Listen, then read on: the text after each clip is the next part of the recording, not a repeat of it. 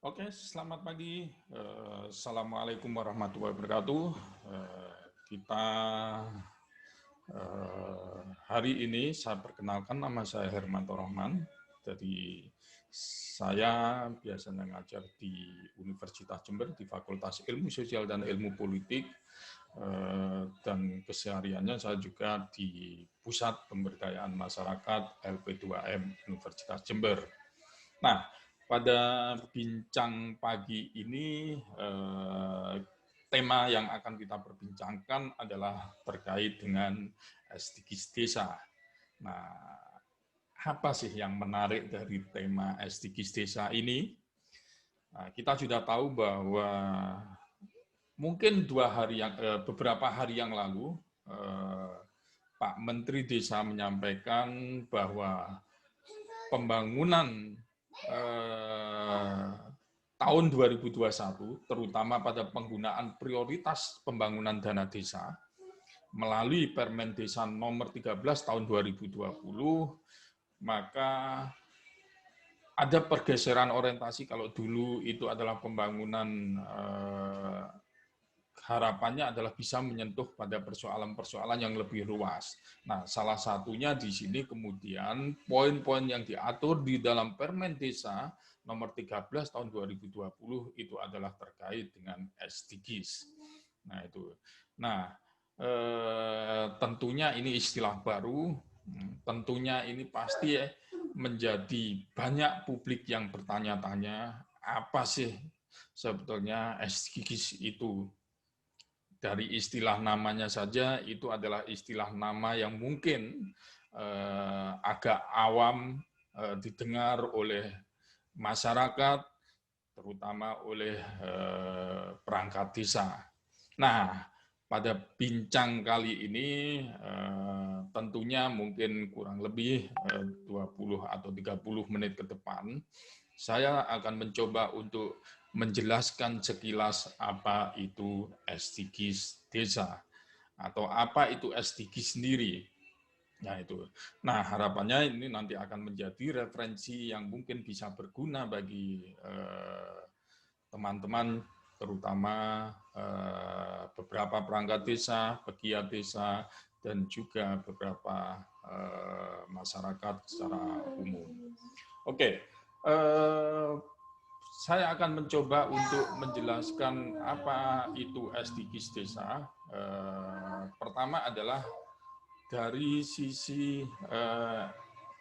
apa itu SDGs. Nah, itu. Nah, kita tahu bahwa SDGs itu mungkin istilah yang agak sulit untuk disampaikan, tetapi saya coba mungkin memberikan terjemahannya bahwa SDGs itu adalah kalau di dalam bahasakan itu adalah tujuan pembangunan berkelanjutan. Nah, kenapa sih sebetulnya desa itu juga diarahkan ke SDGs? Nah, itu.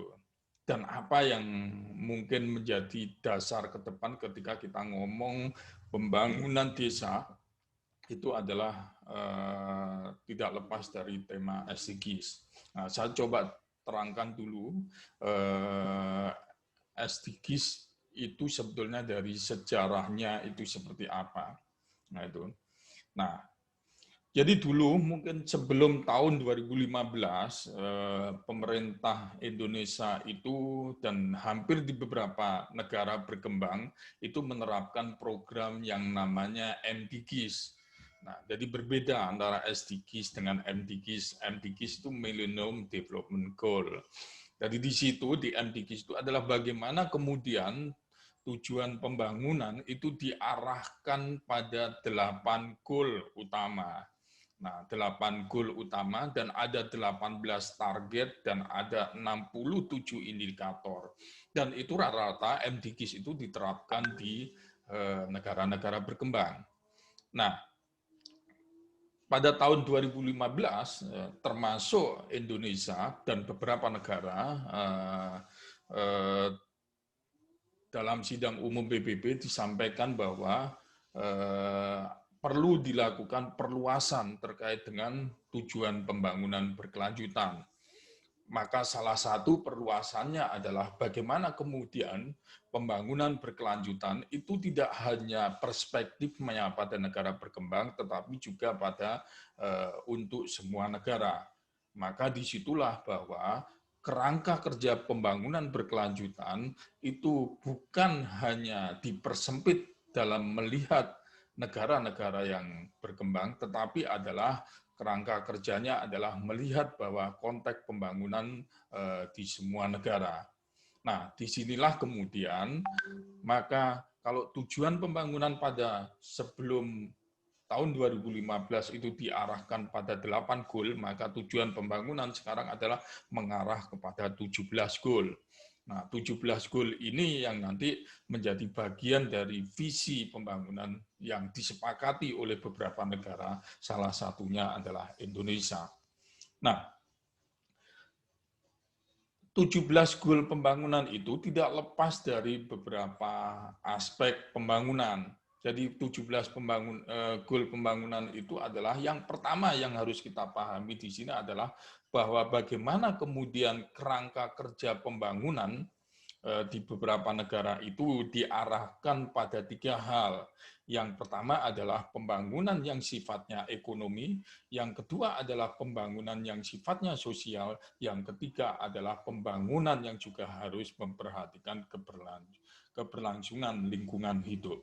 Jadi ada 3 hal yang itu menjadi kerangka kerja yang menjadi fokus dari pembangunan, yaitu pembangunan ekonomi, pembangunan sosial, dan juga pembangunan yang itu memperhatikan keberlangsungan lingkungan hidup. Nah, intinya adalah bagaimana kemudian diciptakan pembangunan di suatu negara, termasuk di desa, itu adalah mencakup 3 hal tersebut. Nah, SDGs bukan hanya melihat pada persoalan kerangka pekerja pembangunan, tetapi yang lebih penting sesuai dengan jargon dari SDGs yaitu no one left behind, artinya adalah bagaimana kemudian dalam konteks atau kacamata perspektif pembangunan itu jangan sampai ada bagian dari pembangunan, bagian dari masyarakat itu yang ditinggalkan. Nah, ditinggalkan dalam hal apa? Ditinggalkan sebagai salah satu tujuan dari pembangunan. Jadi jangan sampai persoalan-persoalan yang ada di dalam masyarakat itu kemudian satu persoalan itu sampai kemudian ditinggalkan. Itu yang pertama. Itu yang kedua ya. Nah, maka di sini bahwa SDGs itu diarahkan bagaimana kemudian pembangunan itu menghormati, menghargai inklusivitas, termasuk juga berlaku adil, berlaku secara merata terhadap semua aspek pembangunan. Sehingga di sini jangan sampai kemudian pembangunan ini meninggalkan kelompok golongan masyarakat tertentu, pembangunan ini kemudian tidak memperhatikan regenerasi dan juga keseimbangan antara kehidupan manusia dengan keberlangsungan alam. Nah, maka disitulah perlu ada pembangunan yang lebih inklusif, pembangunan yang lebih berlaku adil. Nah, itu yang kedua. Yang ketiga, esensi dari SDGs itu adalah jangan hanya dipahami bagaimana kemudian 17 goal yang disepakati sebagai kerangka kerja pembangunan itu hanya akan dicapai melalui program-programnya. Tapi yang lebih penting dari SDGs di sini adalah pola baru dalam memahami proses pembangunan. Maka disitulah bagaimana kemudian pembangunan itu didorong lebih bermakna baik dari sisi proses maupun dari sisi target pencapaian. Maka kalau dulu proses pembangunan itu tidak lebih bermakna, karena apa? Karena tingkat partisipasi di dalam pembangunan, tingkat keterlibatan dari multi pihak dalam pembangunan itu kurang maksimal digerakkan, maka dalam kerangka SDGs ini adalah bagaimana kemudian pembangunan itu harus melibatkan banyak peran, melibatkan banyak pihak, melibatkan nilai-nilai lokal kita dalam hal ini adalah bergotong royong untuk kemudian mendorong terwujudnya pembangunan yang berkelanjutan. Nah, Itu kerangka besar SDGs kita.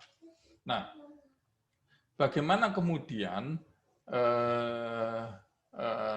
SDGs ini ditarik ke dalam pembangunan yang ada di desa. Nah, kita tahu bahwa dari apa yang disampaikan oleh Pak Menteri tentang di situ sampaikan bahwa arahan dari Presiden Jokowi mengatakan bahwa dana desa itu masih ada ketidakpuasan bahwa bagaimana dana desa ini harus kemudian dimanfaatkan oleh seluruh masyarakat. Jadi jangan sampai golongan masyarakat terbawah itu tidak merasakan keberadaan dari dana desa. Nah, mungkin ini adalah salah satu kegundahan bukan hanya Pak Presiden, tetapi kegundahan kita bersama. Kita tahu bahwa dana desa saat ini adalah lebih kita lihat dari aspek pembangunan fisik, pembangunan yang sifatnya terkait dengan kebutuhan jalan, kebutuhan sarana-sarana yang ada di desa. Pertanyaannya adalah apakah pembangunan yang sudah dilaksanakan melalui dana desa itu sudah menyentuh pada persoalan masyarakat terbawah. Nah, ini yang menjadi amanah dari Pak Presiden kepada Menteri. Yang kedua adalah selain itu juga dampak dari pembangunan. Nah, jadi dampak dari pembangunan ini juga harapannya bisa fokus dan dirasakan. Karena kita tahu bahwa kalau kita berbicara terkait dengan negara kita, maka sebetulnya 91% wilayah dari negara kita itu adalah desa. Nah, bagaimana kemudian melalui pembangunan ini adalah harapannya juga bisa menyentuh pada pembangunan yang lebih fokus terutama adalah terkait dengan persoalan-persoalan yang ada di masyarakat desa. Nah, persoalan-persoalan ini tentunya tidak hanya persoalan yang bisa diukur dari secara fisik, tetapi adalah bagaimana kemudian persoalan-persoalan ini mampu menyelesaikan dari aspek sosial maupun lingkungan yang ada di masyarakat desa. Nah, ini yang tentunya menjadi evaluasi mungkin bahwa dengan perspektif dana desa yang sudah berjalan saat ini adalah ada problem-problem dari dana desa yang kemudian ternyata dana desa ini sendiri tidak banyak dimanfaatkan oleh semua golongan.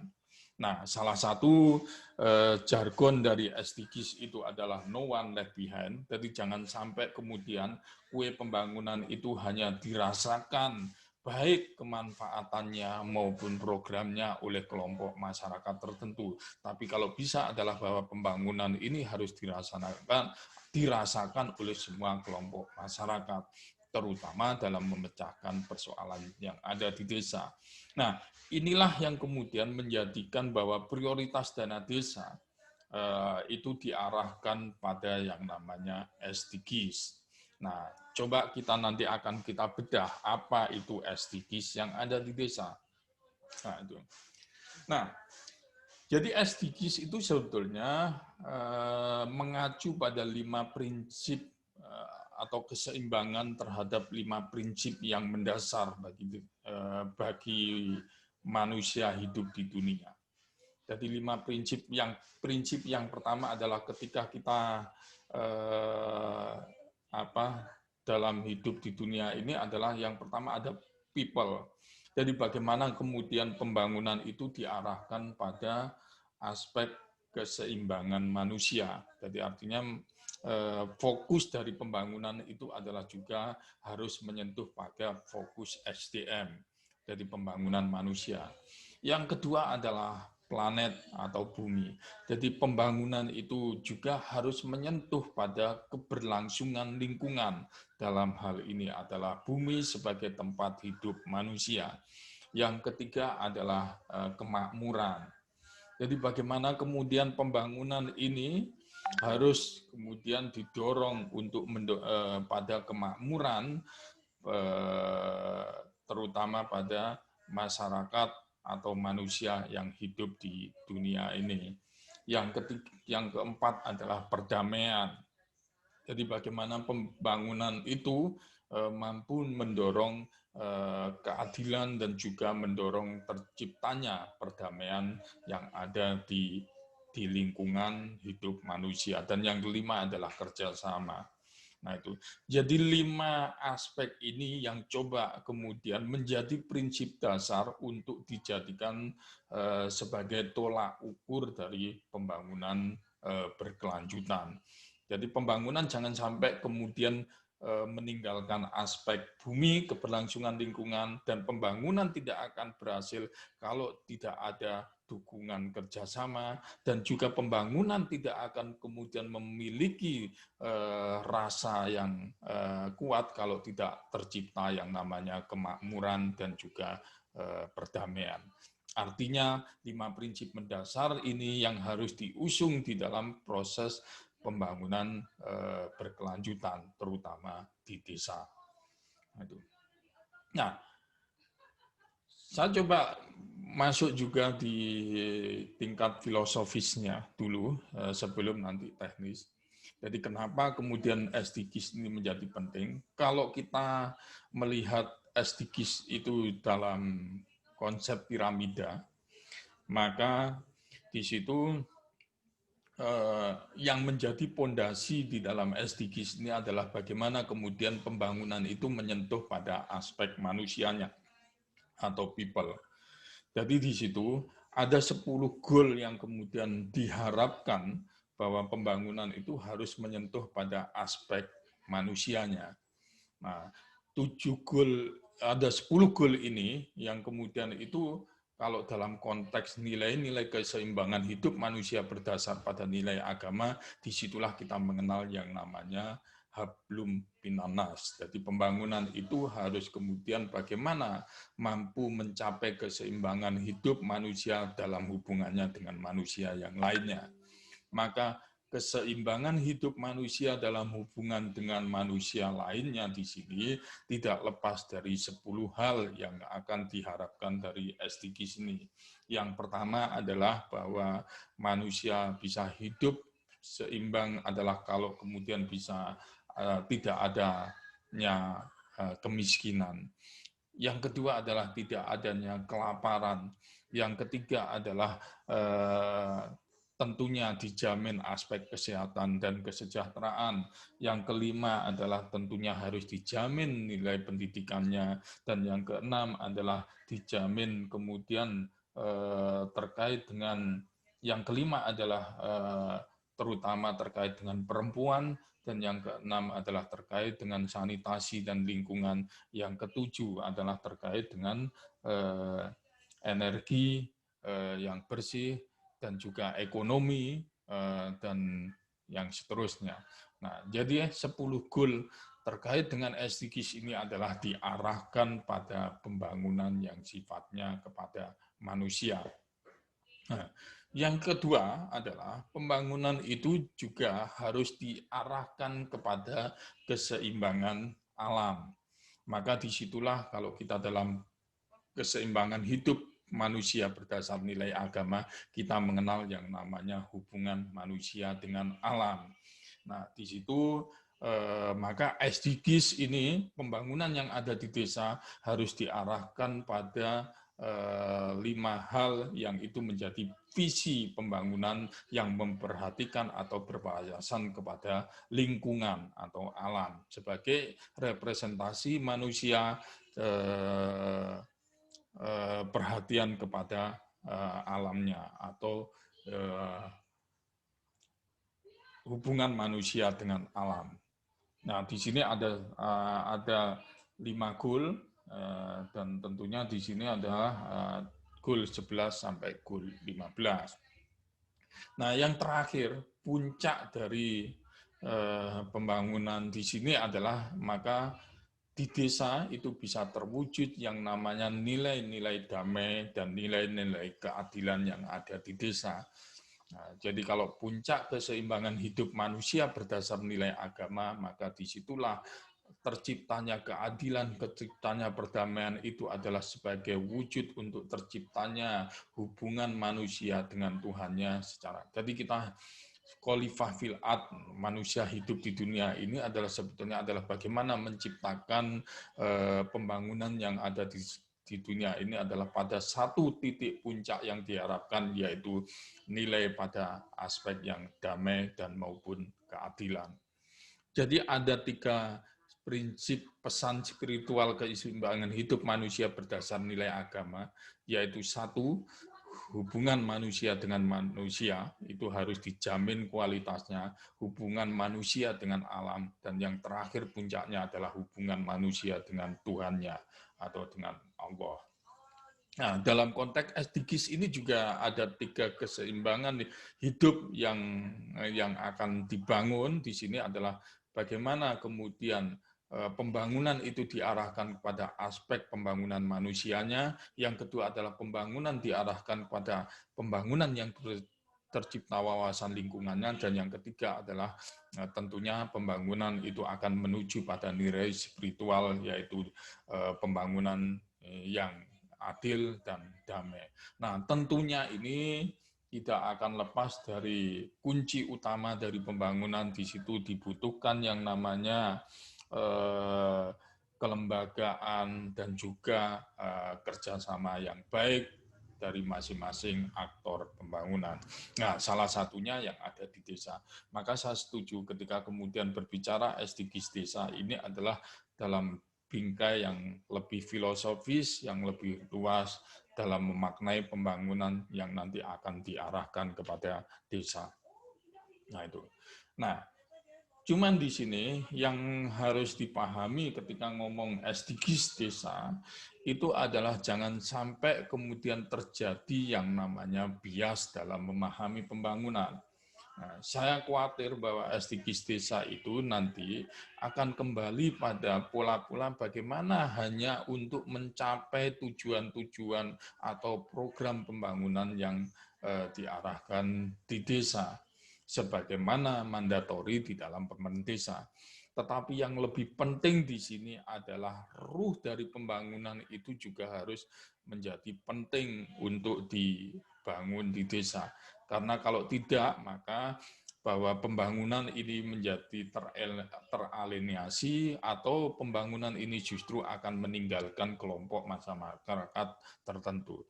Maka gerakan untuk pembangunan berkelanjutan atau SDGs yang ada di desa adalah jangan sampai menjadi bias makna hanya kemudian desa diarahkan pada ketercapaian tujuan atau programnya saja.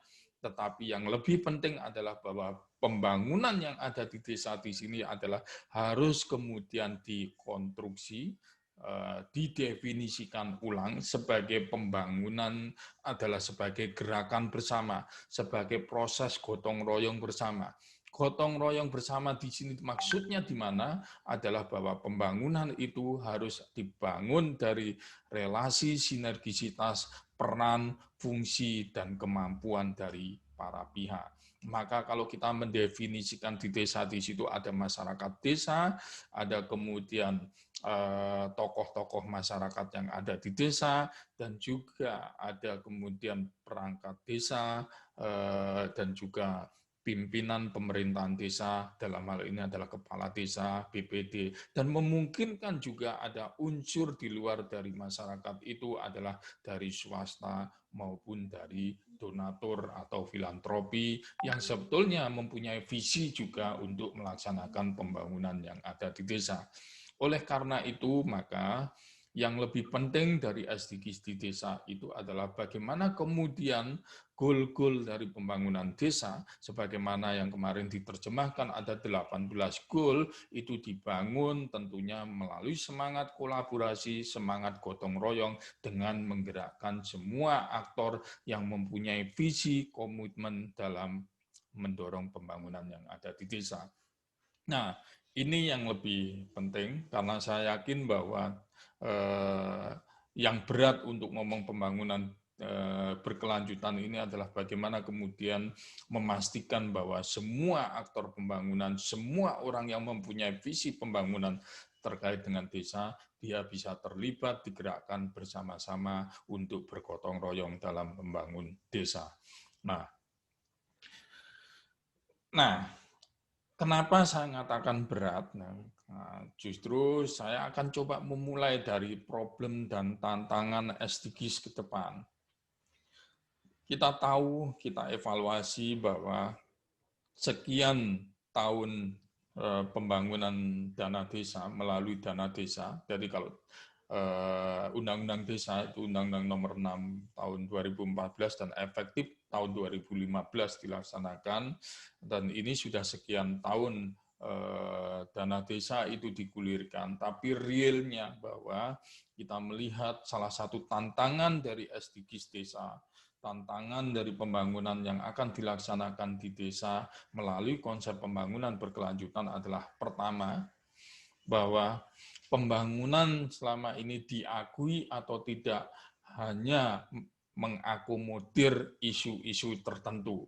Salah satunya adalah pembangunan yang itu sifatnya fisik, pembangunan yang itu diarahkan pada sifatnya sarana dan prasarana, itu menjadi mindset pembangunan yang melekat di desa. Nah, sehingga di sini pembangunan itu apakah selama ini sudah menyentuh pada isu-isu atau kepentingan yang lebih besar, terutama dalam hal ini adalah kepentingan masyarakat yang rentan, yaitu masyarakat miskin, kelompok perempuan, dan juga dalam hal ini adalah teman-teman dari kelompok disabilitas. Nah, tentunya ini menjadi PR karena realnya adalah program-program pembangunan yang ada di desa masih belum menyentuh pada atau belum mengakomodir isu-isu yang bersifat inklusif, terutama kepada persoalan kemiskinan, persoalan masyarakat rentan, dan juga persoalan disabilitas dan perempuan serta anak. Nah, jadi itu mungkin yang belum maksimal sebagai isu pokok pembangunan, dan ini menjadi tantangan. Maka ketika SDGs, maka pembangunan harus juga menyentuh itu. Jadi jangan sampai ada kelompok yang ditinggal di dalam pembangunan. Yang kedua adalah aktor yang terlibat di dalam pembangunan. Kita lihat bahwa pembangunan yang ada di desa saat ini adalah tidak memperhatikan 4 pilar pembangunan. Jadi lebih banyak adalah berbicara pilar pemerintah saja, tetapi bagaimana kemudian sinergisitas pembangunan yang dibangun dari 4 pilar, yaitu pemerintah, CSO, akademisi, dan bisnis itu bisa berjalan di desa. Nah, ini tantangan. Jadi satu pada isu yang diusung di dalam pembangunan yang ada di desa, yang kedua adalah kerjasama dari aktor atau pilar-pilar pembangunan yang terlibat di dalam pembangunan yang ada di desa. Nah, itu tantangan yang pertama. Tantangan yang kedua adalah pembangunan selama ini hanya menjadi ruang yang hampa partisipatif. Nah, dan kita tahu bahwa pembangunan hari ini, pembangunan terutama yang di desa, lebih ditekankan bagaimana kemudian pelaporan sesuai dengan kaidah-kaidah laporan keuangan yang ada di desa. Jadi kesibukannya adalah justru pada kesibukan bagaimana kemudian memenuhi laporan itu, bagaimana kemudian membuat perencanaan sesuai dengan deadline-nya, tetapi nilai partisipasi, nilai keterlibatan banyak pihak di dalam proses pembangunan itu menjadi sangat rendah atau tidak maksimal. Sehingga di sini pembangunan itu lebih banyak sebagai ruang elit, terutama ketika di desa, bahwa pembangunan itu hanya kemudian dimaknai oleh sekelompok elit desa. Siapa itu? Mohon maaf saya sebutkan, kepala desa, BPD, dan juga beberapa perangkat desa. Nah, problemnya lagi adalah pembangunan ini juga tidak didukung oleh data yang komprehensif dan data yang terintegrasi. Nah, ini salah satu tantangan yang ada di dalam nanti kalau SDGs desa itu dijalankan. Yang ketiga adalah kenapa kemudian dari isu pembangunan dan juga keterlibatan di dalam pembangunan itu hanya kelompok tertentu. Tentunya tidak akan lepas dari kapasitas pemerintahan desa. Nah, kita tahu SDM yang ada di desa. Mohon maaf nih saya sampaikan bahwa itu juga belum memiliki terobosan, memiliki perencanaan yang lebih inovatif, yang mengedepankan tentunya pada isu-isu yang lebih inklusif, isu-isu yang lebih kemudian menyentuh pada persoalan masyarakat yang real, persoalan masyarakat yang ada di bawah.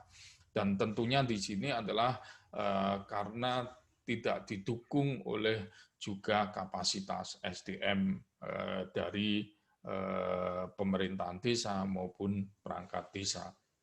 Nah, oleh karena itu, kalau nanti kemudian SDGs desa ini menjadi salah satu harapan yang akan didorong melalui prioritas dana desa, harapannya tidak hanya terjebak pada bagaimana kemudian tujuan-tujuannya dicapai, tetapi adalah bagaimana kemudian persoalan atau tantangan dari SDGs ini juga menjadi bagian yang harus diantisipasi atau diperhatikan. Sehingga di sini bahwa implementasi SDGs itu harusnya adalah dibangun dari 6 hal. Yang pertama adalah kerangka kebijakan dan kelembagaan. Jadi kerangka kebijakan dan kelembagaan yang ada di desa ini harus dikuatkan ketika berbicara tentang SDGs. Maka kemudian ini salah satunya adalah bahwa pemerintah desa ini nggak bisa kemudian ditinggalkan saja untuk menerjemahkan 18 goal sebagaimana kemarin yang disampaikan oleh Menteri Desa, tetapi juga harus dilakukan pembinaan, dan tentunya kalau pembinaan itu sudah jalankan, maka proses pengawasan harus juga dijalankan secara maksimal. Nah, yang kedua adalah bahwa ketika kemudian desa sudah komitmen untuk menjalankan SDGs, maka bagaimana kemudian membangun iklim kemitraan. Jadi elit-elit desa, pemerintahan desa harus didorong atau dituntut untuk membangun kerja kolaborasi dalam melaksanakan 18 goal sebagaimana yang diharapkan dari tujuan pembangunan berkelanjutan di desa. Maka disitulah dibutuhkan yang namanya kemitraan. Jadi saatnya bahwa desa ini bukan hanya berpikir membangun desa itu adalah melalui dana desanya, tetapi juga adalah mampu untuk membangun kolaborasi kerja bersama, terutama dengan banyak pihak. Bisa dengan perguruan tinggi, bisa dengan sektor swasta, dan juga bisa juga dengan beberapa donor atau lembaga filantropi yang ada di masyarakat. Nah, yang ketiga adalah tentunya pada pembiayaan. Jadi sejauh mana kemudian pembiayaan yang disiapkan dalam rangka untuk mencapai 18 goal di situ. Nah, tentunya di sini akan ada tahap-tahap prioritas yang akan dijalankan oleh desa. Dan yang keempat adalah ketersediaan dan kualitas data serta informasi. Real, kita selama ini ketika berbicara pembangunan yang ada di desa, itu tidak pernah didukung dengan ketersediaan data maupun informasi yang handal. Maka harapannya bahwa ngomong terkait dengan kebijakan perencanaan pembangunan yang ada di desa, mau tidak mau desa harus menyiapkan ketersediaan informasi maupun data yang handal. Dan tentunya di sini dibutuhkan yang namanya mungkin basis data atau sistem informasi data yang akurat. Yang kelima adalah akuntabilitas, dan tentunya bahwa bagaimana pelaksanaan pembangunan ini mampu dijalankan atau dipertanggungjawabkan dengan benar sesuai dengan kaidah yang ada di dalam ketentuan peraturan. Dan yang keenam adalah teknologi dan ilmu pengetahuan.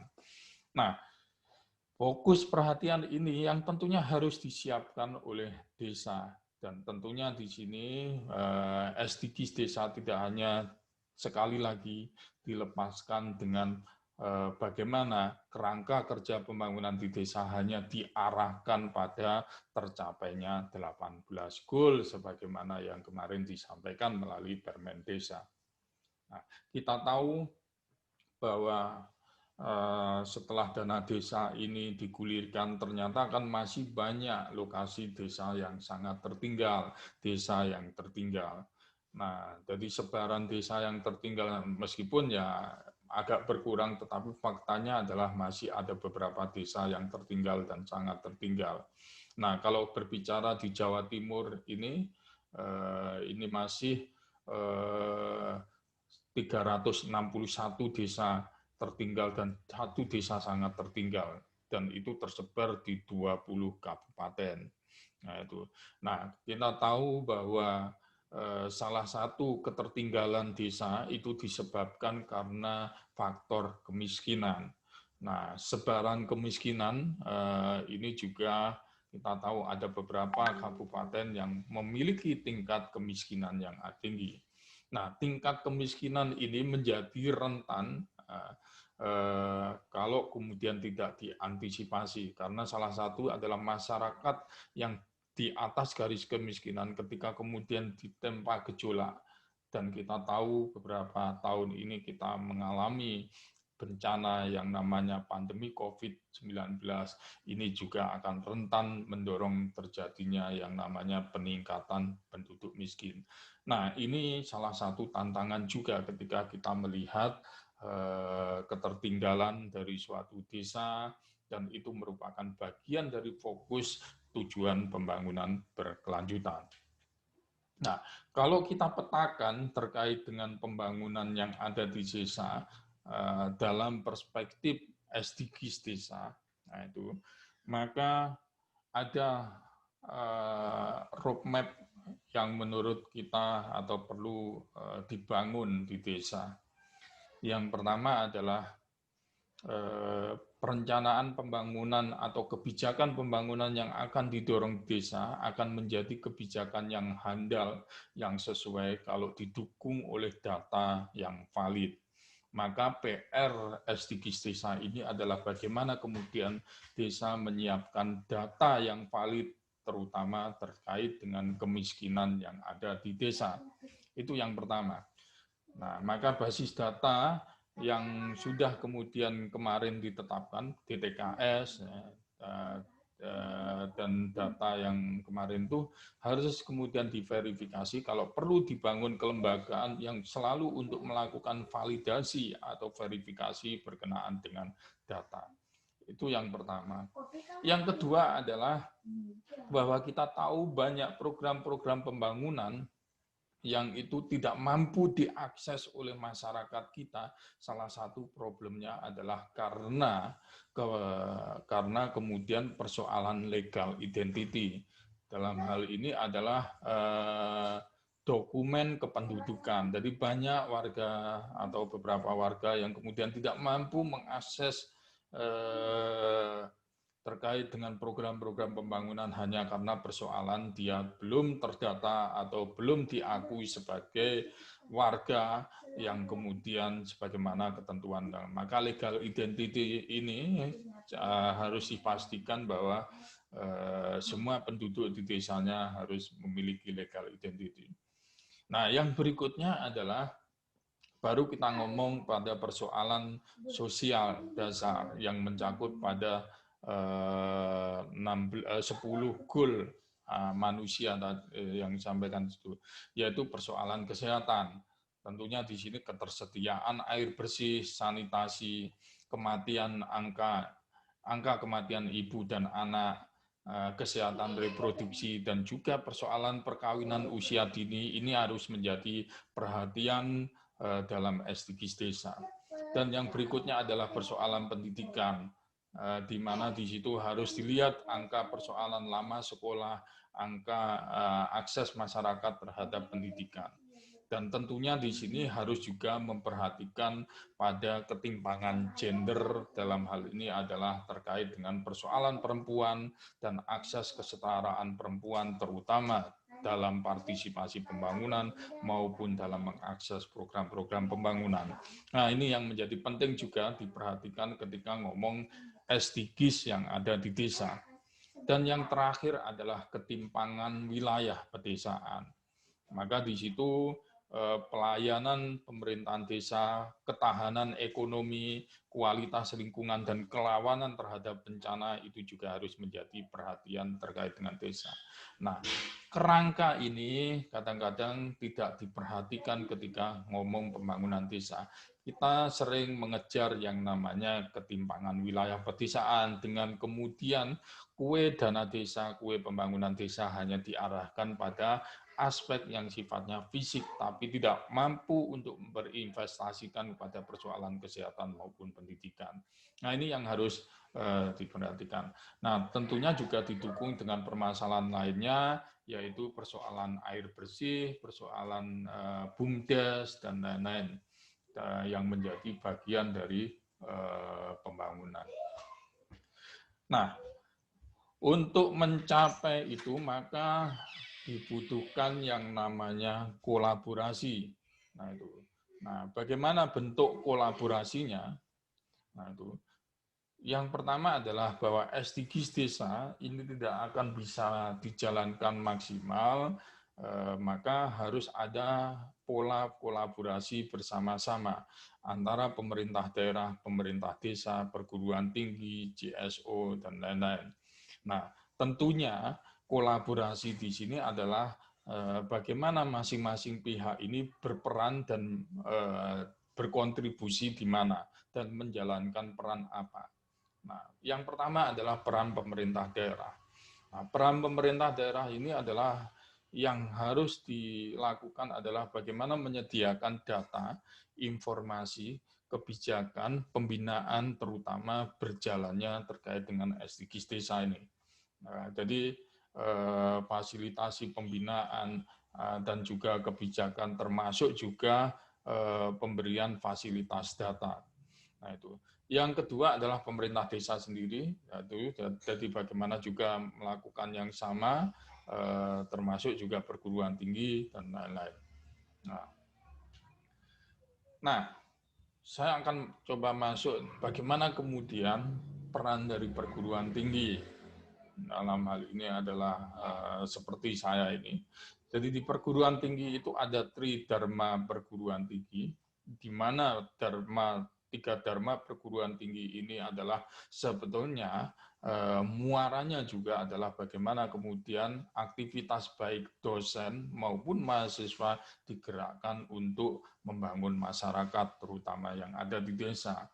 Nah, membangun masyarakat yang ada di desa ini bisa diimplementasikan melalui pembangunan kapasitas, baik kapasitas data maupun kapasitas SDM, maupun juga melakukan riset dan juga dalam hal ini adalah membangun komunitas maupun kelembagaan yang ada di desa.